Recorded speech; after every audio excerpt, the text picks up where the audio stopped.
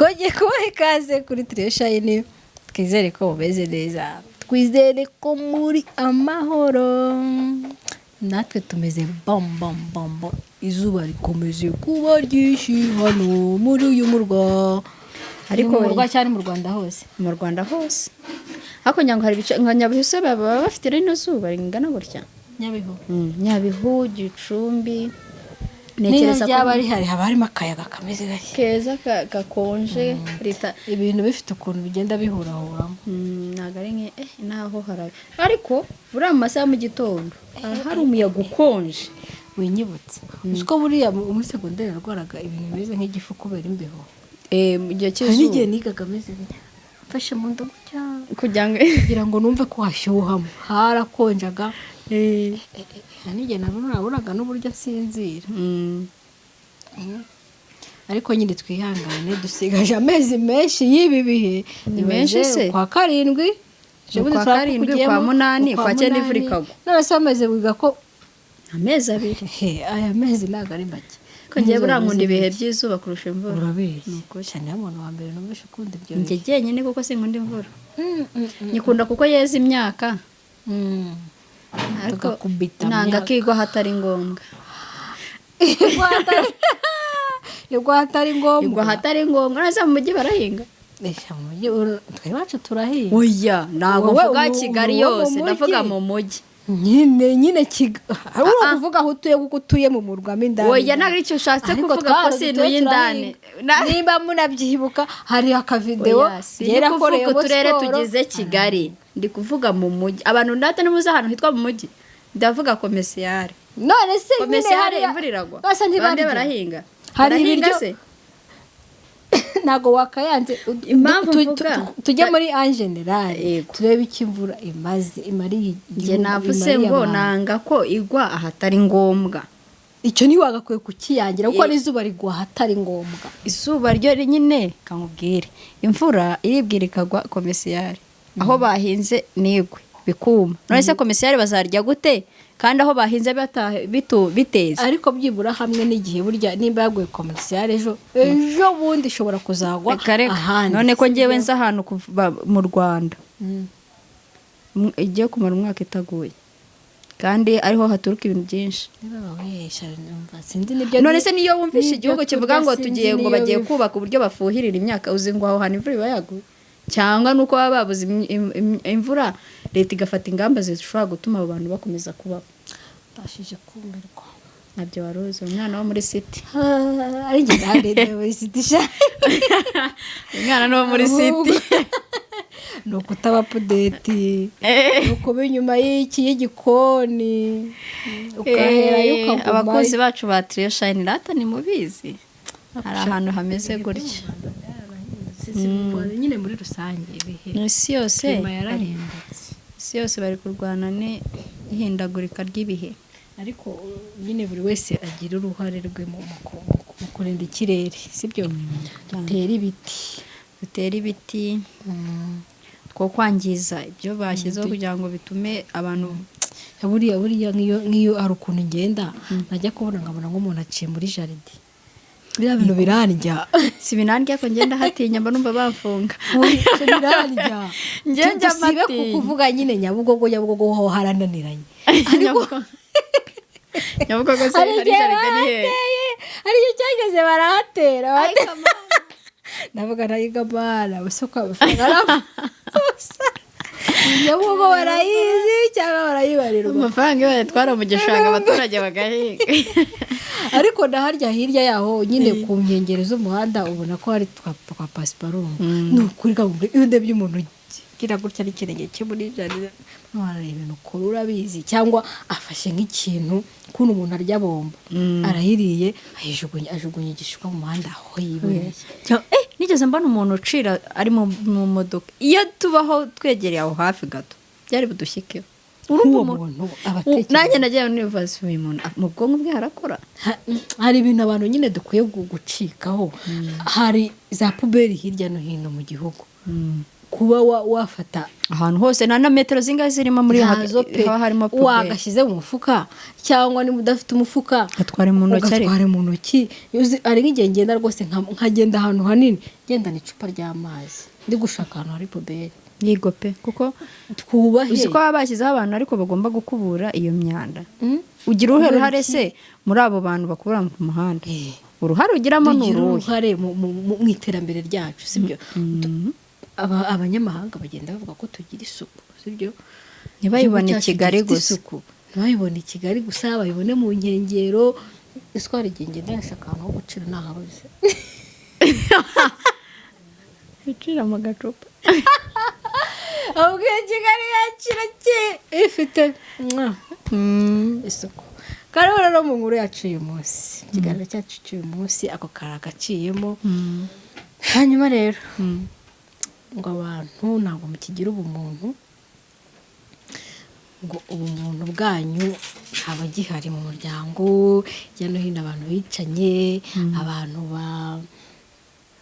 bameze bate abantu muri rusange ntibakigira ubumuntu usigaye unyura ku muntu wanamubwira mwiriwe akumva ntibinamufasheho ntanagusubize kubera yuko yumva ko amenyereye kugenda nta n'umuntu umuvugisha sibyo twagera nyine muri famiye ho umwana ugasanga aravuga ati mama arapfa ryari cyangwa data arapfa ryari nimba ari we nsigaranye ngo kiriya gisambu mbashe kucyegukana njyenyine igisambu uzamenya kukirinda ko igihe ashobora kukikweza ntubashe no kukirinda urumva nta bumuntu tugifite icyo kintu urabyemera ubundi ko nta bumuntu tugifite muri rusange ubundi bihe bajya bavuga ngo buri gihe kigira abobo ariko uko ibihe byaba bimeze kera siko uyu munsi bimeze sibyo uko umuryango kera wari umeze uyu munsi kumeze uyu munsi kera umwana yakuriraga muri famiye se wabo atuye hariya nyirasenge hariya ba se wabo bakikiye ugasanga se arimo aha hagati aba bamukikije ari abana be noneho wa mwuzukuru uvutse yabaga ari mu muryango ariko ntibanigaga ku mujye mubyibuka ko abantu batanigaga ngo agere hirya yega imico kuko uyu munsi ujya ku ishuri ugahura n'umwana wabo batareze cyangwa wa mwana wabo bahora barwana nawe agahora arwana ku ishuri agahora arwana noneho kuko akabatoye gahunda zo kurwana urabona umwana akora ikintu wamaze akakubwira ko ari umwana ku ishuri gikoze rero n'ubwo bumuntu kuba bwacika ntikiriza ari ibihe turimo ari ahantu turimo kwisanga uyu munsi gusa batanabicunze neza generasiyo iri imbereho yo yazaba mbi cyane kurusha ngira ngo niriho uyu munsi kuko ubona ari ibintu bigenda bikura niba umwana ashobora kwica se cyangwa ashobora kwica nyina ubwe cyangwa akaba ko ari ahantu abonye ni muri Ngoma ngo bakuru b'umwana nyine urumva umwana nyirakuru yarapfuye aramushyingura none niba ari nk'ikintu bashakaga cyatumye kuba yaramushyinguye batarakibonye babandi bagenzi be bavukana nawe baramwica ukibaza umwana mutoya utarageza imyaka 30 bari abavandimwe nibo bamwishe ukibaza umwana utarageza imyaka 30 akora amaraso gute nta bumuntu aba agifite ni inyamaswa se buriya inyamaswa ishobora gukora ikintu nta bwenge ifite ariko umuntu afite ubwenge aratekereza arababara mbese ibyo bintu byose bigera ku muntu kuki utatekereza ko mugenzi wawe icyo kintu nawe cyamugeraho nyine sinzi uko mbibona njye mbona isahani iri kwerekeza ntabwo ari heza ese ubona byaratewe n'iki ni ibihe by'imperuka ibihe by'imperuka buriya hari umumotari mbere y'uko ngira ikintu tuvuga nawe usigaye ufite inkuru z'abamotari kwa rigani karibo bagira inkuru z'abamotari bagira motari ubahereza amakuru gusa ariko abamotari barayagira kuko barayagira pe muri iyo minsi ni umwana wari wishe Ndera yari yishe nshaka ko ari nka nyirakuru noneho yamwicishije nyine ibikoresho gakondo upanga umumotari nkicara kuri moto ye aravuga ati mana yanjye atari kubura ujya ubona ukuntu iki gihugu bizagorana ko kizayoborwa n'umusivile. Ubundi byagorana numva ngereye ku ngingo namugana nawe ujye ubibona ati ndabibona rwose atutekereze muri iki gihe umuntu kuba umwana none bisigaye biri no mu bana kuba umwana w'imyaka 25 ashaka gufata umupanga agatema umuntu azi icyo umupanga none nange ndamubwirane ibaze kuba yabikora azi ikintu umupanga azi ikintu ubuhiri azi ikintu byakoze muri iki gihugu ko bisa kose yumva amateka akabazi ikintu byakoze muri iki gihugu yarangiza akafata umupanga akabikora wenda motari yaje kugera aho arabivanga muguru ko yabivanze amakuru y'amatari nyine asetsa atisha atuze ikindi kintu kibabaje kubona umugabo akurongorera umugore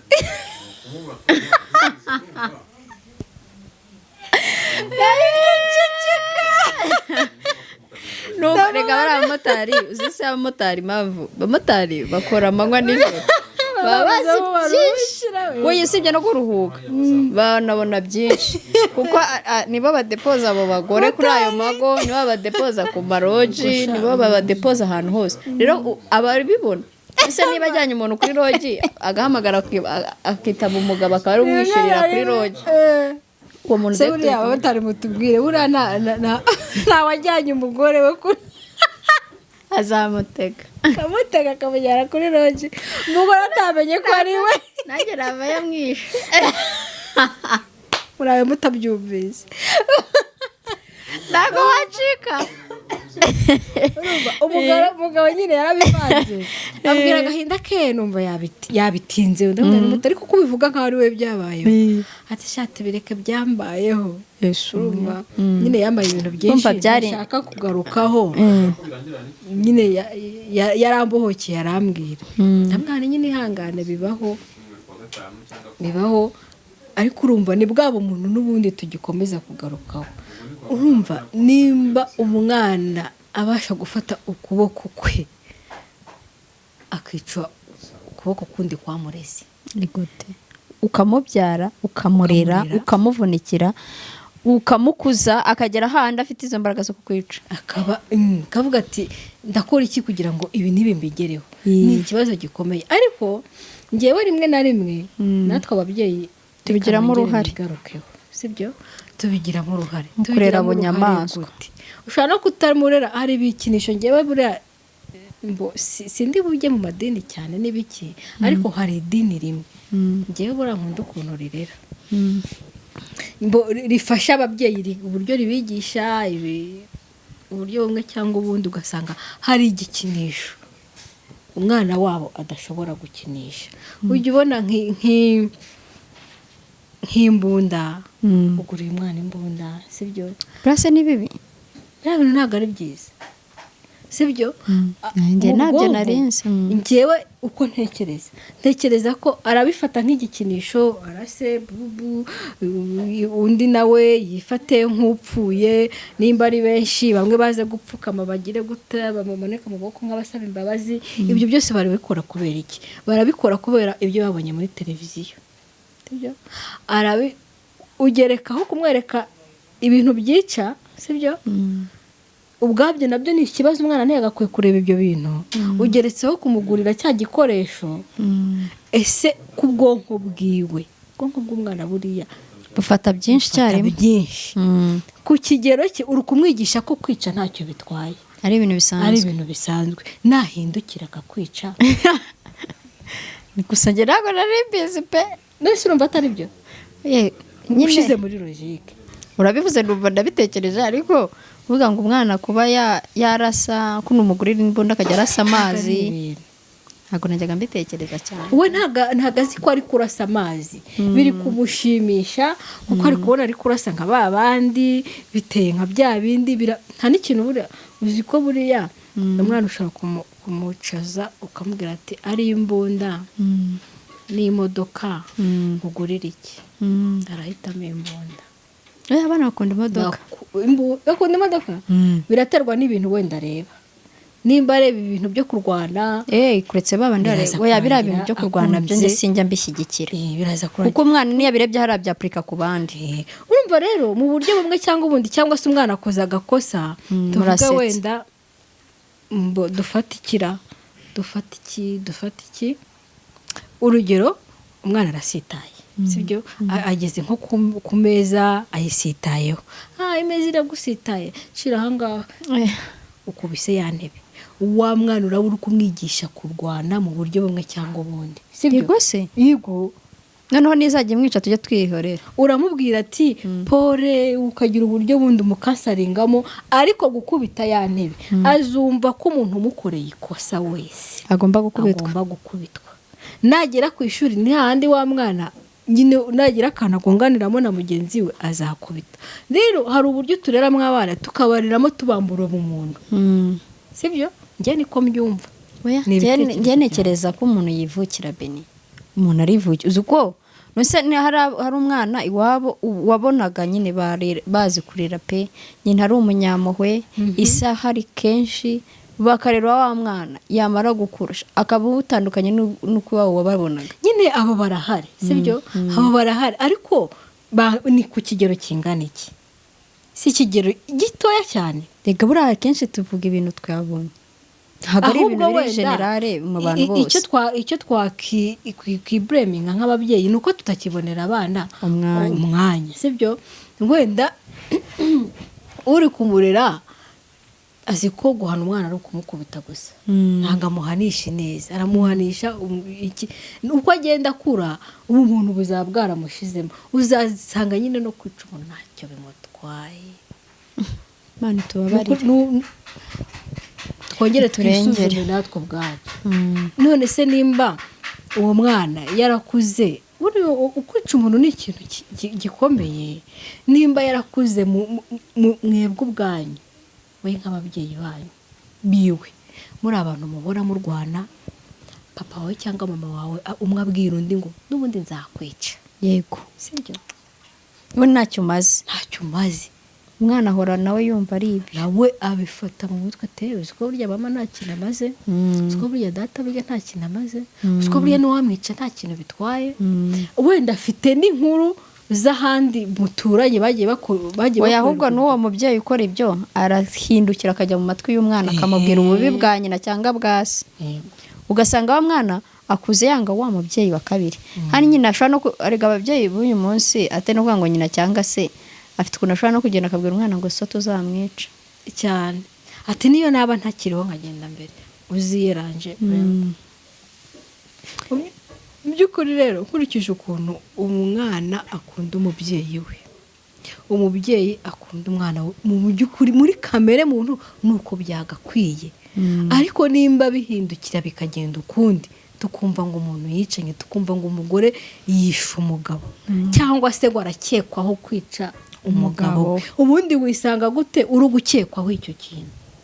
Reka kenshi aba yabikoze, nukavuga ngo barakeka umuntu for nothing, aba hari impamvu. Rimwe na rimwe hakaba hari n'utumenyetso tumwe na tumwe tugaragaza wenda wanje kumuhohotera, wanje kugira gute, uwisanga muri yo.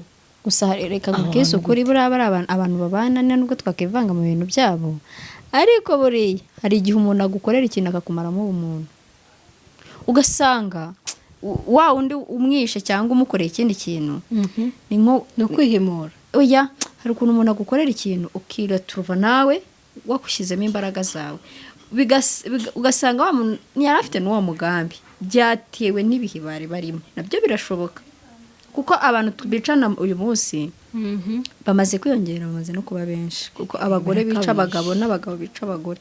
Ariko buriya biterwa n'uburyo babanye. Hari igihe umuntu agukorera ikintu ugasanga cyangije n'imitekerereze y'umuntu, ibyo bintu urabyemera nyine, ashishara kutayangiza uwo mwanya, ariko uko bigenda bikura bize uko iminsi igenda ishira pe burundu, imitekerereze amarangamutima yawe agashira burundu cyane. Ibyo bintu birashoboka, ntago twanavuga ngo abo bishe nibo babi gusa, n'igihe uwo bishe ari nawe mubi kurusha n'uwishe. Ariko kwica, ariko bigera he ufata gahunda yo kuvuga ngo uku kuboko kwanjye nimba ari urushyi ukubise ahantu hatabugenewe akaba ari rwo ruvamo urupfu bigenda bite ngo nisange nakurambuye nk'aho ari umwana.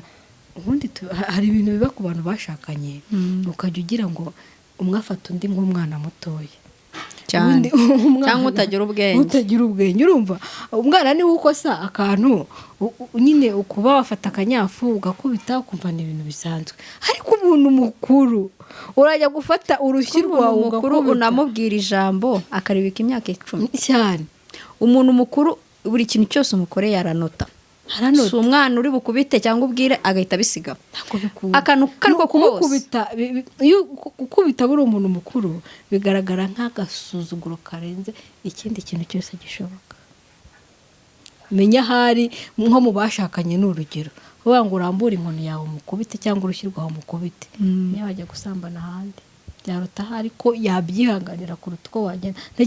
Sinzi uburyo mbyumva ariko kurambura ukuboko kwawe ugakubita umuntu mwashakanye ni ikindi gusa iminsi ayigeze imaze kuba mibi. Rero ntabwo mbifata ngo niyimeruka niyimeruka ariko Beni iyi minsi turimo niyimeruka. Kera nkiri umwana muto niga muri primaire ngitangira kwiga gusoma rwose twayaga tujya mu rusengero bavuga iminsi yimeruka avuga n'Imana uzandengereye iminsi yimeruka ntizabe nkiriho sibyo. No nize buriya no gusoma mbyigira kuri Bibiliya nkicara isezerano rya kera nkicara ngarisoma Yohana nkamusoma rwose ndibona ku gatebe ahantu ndi gusoma ibyo bintu.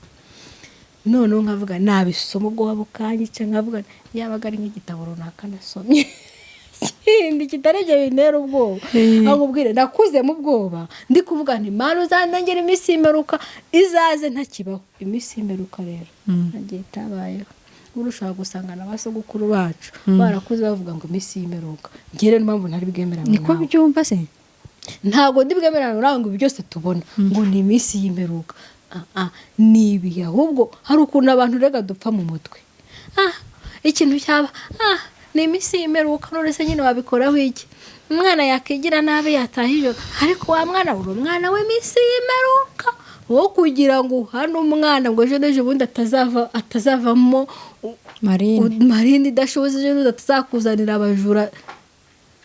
Musaro dufite abana baza bagatura za televiziyo mu ngo wabo cyane none yaba yabuze yo kugura urumogi afite igikoresho baba bagomba kugurisha. Ni we wabyoreye no uri kuvuga ngo ni iminsi yimeruka. Ntabwo ndi bwemeranya nawe ko ari iminsi yimeruka ntabwo dushaka gerageza. Ntabwo nshatse kuvuga yuko ababyeyi bose ari babiri hanze cyangwa se ni percentage runaka ariko shyiraho akawe utekereze yuko uri kurera umuntu ejo n'ejo bundi uzavamo umuntu nyamuntu kuko n'umurera nawe bizahe guhinduka niwe bizaheraho d'abord niwe bizaheraho. Ntabwo turukumva izo kandi n'izo zose oya uzi se Beni wenda kera n'impamvu nakubwiye umwana arerwa mu muryango kera umwana yubahaga famiye ariko uyu munsi aba yaravukiye i Kigali kwa sekuru wenda ari Rusizi atanahaza ashobora kuba yarana akarinda ageze nk'imyaka 25 gusa. Icyo gihe aba yarafashe ya mico yabo baturanye yabo biganye yabo bahuriye ahantu runaka. Rero gusa ikintu tugomba gukora tunasoza nuko ababyeyi tugomba gukurikirana ukamenya umwana wawe ubuzima bayemo bwose ukamukurikirana ukamureba byutse ukavuga ati akabyutse yitonze ko uyu munsi abyutse aseka ko uyu munsi mwambitse nagiye cyambwira ko cyambwiye iri jambo buri kantu kose umwana akoze ukakanota byose ubikorera ko ejo azavemo umuntu muzima. Ariko se nanone ko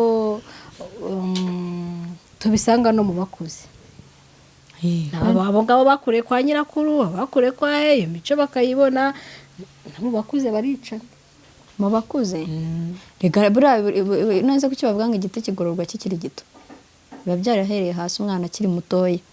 Iyo utamugoroye ari muto arazamuka cyangwa akaba ari nako yivukiye. Ubundi ni ibintu bibiri kurera umwana cyangwa umwana akavuka uko ushobora no kurera ukagerageza ariko bikanga.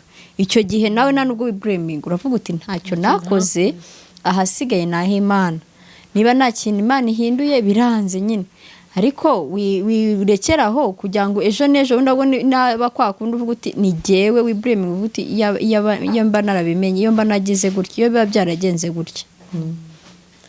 Nk'ubu umuntu rero dusoza nyine umuntu aba umuntu nyamuntu bitewe n'uko yarezwe, agata ubumuntu bitewe n'uko yarezwe cyangwa bitewe n'abaturanyi be.